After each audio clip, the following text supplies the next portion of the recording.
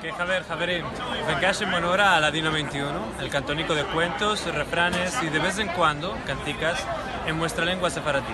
Hoy nos topamos aquí en Low East Manhattan, en el Greek Jewish Festival, con nuestro amigo Cavaliot, Harry G. ¿Qué Harry?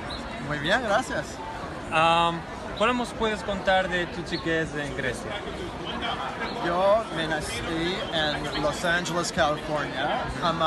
Mi nona se nació en Salónica. Y ya se puede decir que con la diáspora el judío español hoy tiene algunos verbos del griego.